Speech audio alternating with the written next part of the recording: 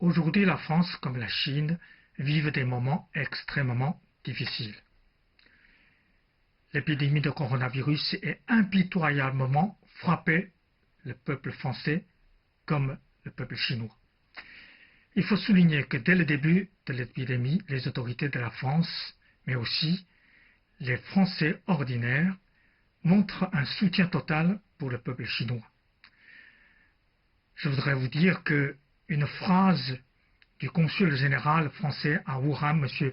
Olivier Guillon-Vache, « Je suis avec vous », a touché beaucoup de Chinois, y compris moi-même. Et une lettre ouverte signée par plus de 300 artistes français de soutien sans réserve des Chinois dans sa lutte contre l'épidémie de coronavirus a aussi nous donné beaucoup de courage et de solidarité. Je vous remercie du fond du cœur. Nous les Chinois, nous n'oublierons jamais votre amitié dans un moment difficile.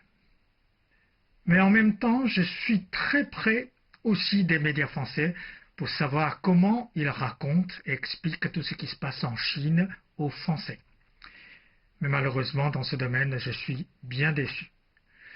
Nous pouvons accepter des critiques, des dénonciations des faits réels, mais nous ne pouvons pas tolérer des mensonges, ni des rumeurs inventées volontairement. Je cite un exemple. Dans une émission que j'adore, auquel j'ai participé souvent lorsque j'étais encore en France, C'est dans l'air, datée du 18 février, dont le titre est « La Chine, OPA sur le monde ». Une sinologue, Valérie Niquet, a raconté une histoire totalement inventée.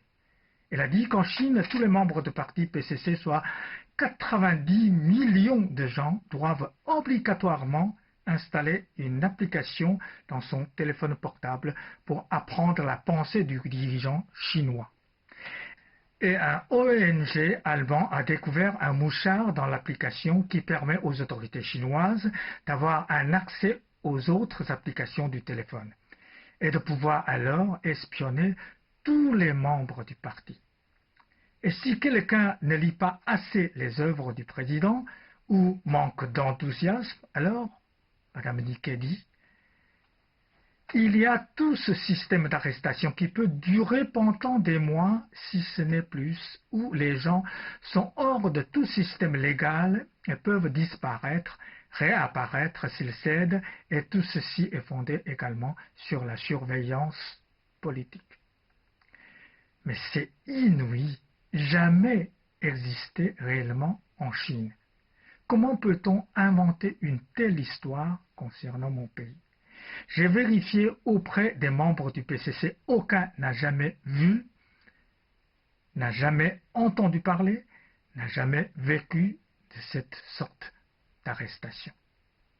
Dans cette émission, on a vu aussi beaucoup d'images concernant le coronavirus. Mais très curieusement, certaines informations sont totalement absentes. Le rôle de la médecine traditionnelle chinoise, par exemple. Au début, des hôpitaux de Wuhan n'ont pas pensé à la médecine traditionnelle chinoise. La mortalité était pendant un moment très élevée. Mais quand on l'introduit dans le traitement des malades, quelques jours plus tard, les résultats sont très encourageants. La mortalité était considérablement baissée. Mais dans les reportages des médias français, aucun mot, aucune image, aucune information. C'est bien dommage. Le coronavirus ne comprend pas les systèmes politiques, ni les frontières.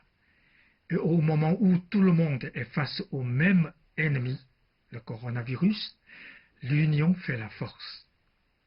Actuellement, le nombre de cas confirmés tous les jours en France a déjà dépassé celui de la Chine. La Chine, semble-t-il, est en train de sortir de la crise tandis que la France y est pénétrée. Donc, aujourd'hui, c'est à nous, les Chinois, de vous dire bon courage. Et nous sommes avec vous.